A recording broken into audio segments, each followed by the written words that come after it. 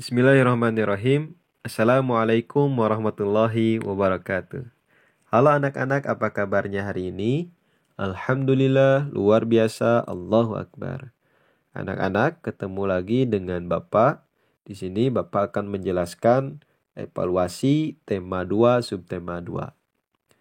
Nah, sebelum kita mulai, alangkah baiknya kita berdoa terlebih dahulu. A'udzu billahi minasyaitonir rajim. Bismillahirrahmanirrahim. Rabbi zidni ilman warzuqni fahman birahmatika ya arhamar rahimin. Nah, anak-anak, tadi kita sudah membaca doa. Nah, selanjutnya kita akan memulai pembelajaran hari ini. Coba perhatikan. Nah, di pembelajaran hari ini, yang pertama Bapak akan mengevaluasi muatan matematika ya. Nah, di sini ada sifat pertukaran atau dalam kurung komutatif pada perkalian. Nah, selain pada penjumlahan, sifat pertukaran juga berlaku pada perkalian. Ya. Nah, sifat pertukaran pada perkalian itu dapat ditulis sebagai berikut. Nah, dapat ditulis seperti ini ya. A kali B itu sama dengan B kali A. Ini merupakan sifat pertukaran. Sifat tersebut menyatakan bahwa hasil perkalian dua bilangan akan sama walaupun posisi kedua bilangan tersebut ditukar. Nah, meskipun bilangannya ditukar posisinya, itu tetap akan sama hasilnya. Nah, di sini ada contoh soal cerita. Coba perhatikan. Ibu akan membeli 24 telur di sebuah toko. Toko tersebut memberikan dua pilihan kemasan pada ibu. Ada kemasan isi 4 telur dan kemasan isi 6 telur. Nah, di sini ada gambarnya. Pada gambar pertama, kemasannya itu berjumlah 6 ya. Nah, jumlahnya ada 6. 1, 2, 3, 4, 5, 6. Di setiap kemasan ini, setiap satu kemasan ini itu berisi 4 butir telur ya. Kemudian di gambar yang kedua, jumlah kemasannya itu ada 4 ya. 1, 2, 3, 4. Nah, kemudian isi telurnya itu ada 6 ya. 1, 2, 3, 4, 5, 6. Nah, bagaimana cara penulisan untuk sifat pertukarannya? Nah, untuk gambar pertama, ini seperti ini ya. 6 itu menunjukkan pada jumlah kemasan. Kemudian 4 ini menunjukkan pada butir dari setiap kemasan. Butir telur dari setiap kemasan ya. Nah, 4 ya. Nah, 6 kali 4 sama dengan 24 telur ya. Maka kita jumlahkan.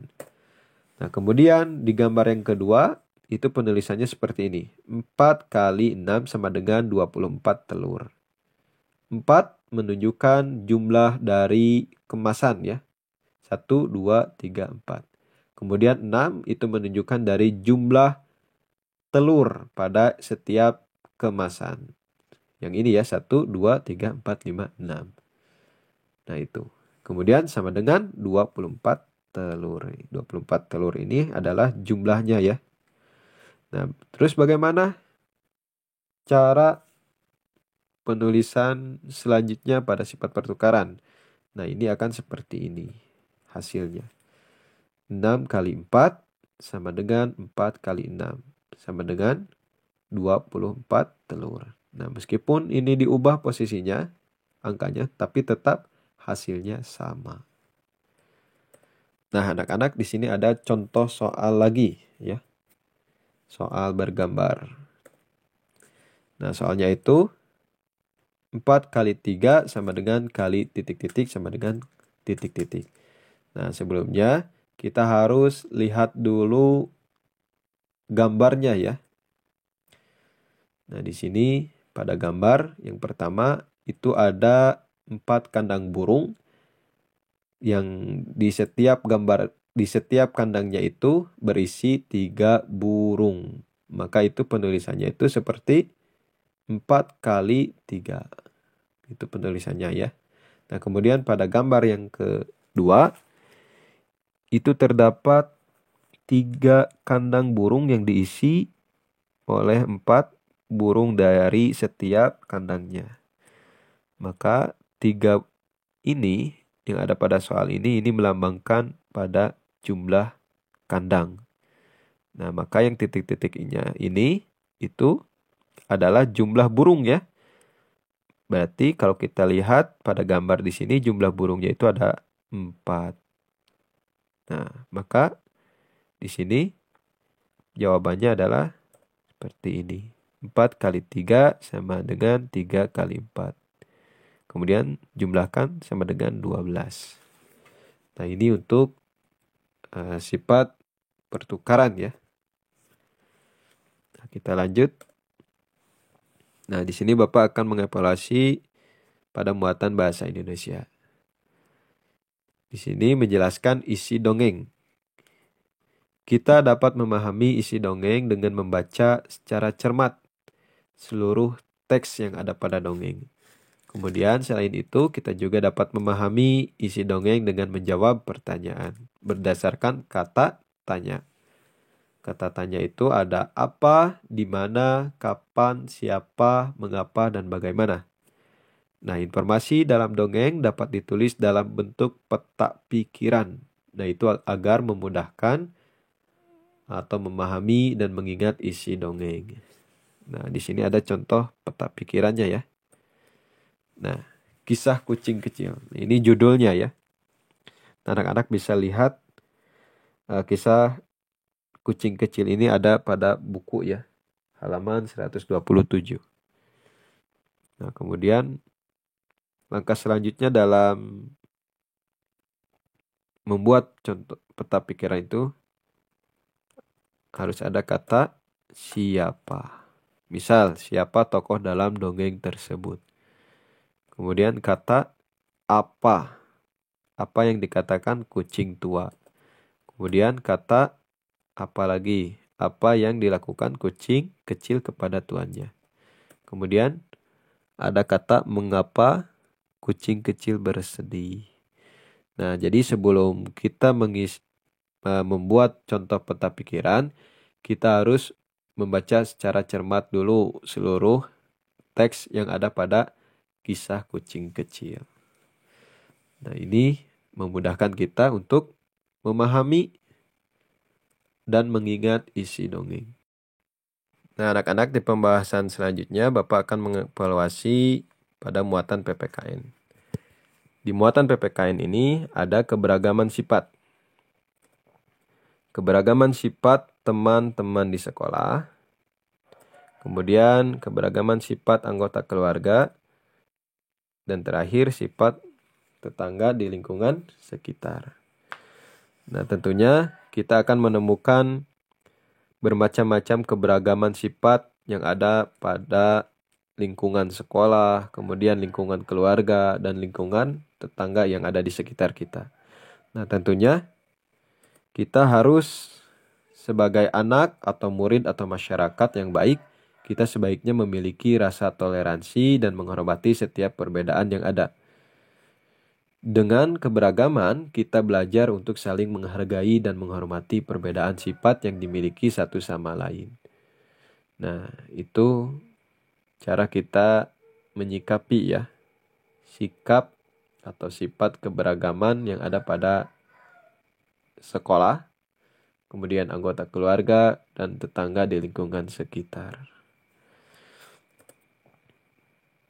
Nah, terakhir, Bapak akan mengevaluasi pada muatan SBDP. Nah, kita memahami gerakan hewan di lingkungan sekitar.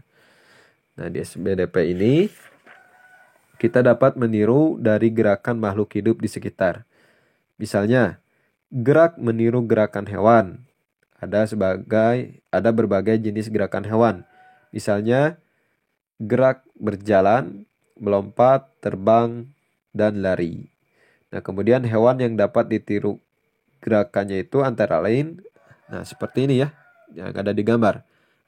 Antara lain gajah, kemudian kupu-kupu, dan sebagainya. Kemudian kita dapat meniru gerak gajah berjalan ya, seperti yang ada di gambar, dan meletakkan kedua tangan di atas tanah lalu mulai berjalan.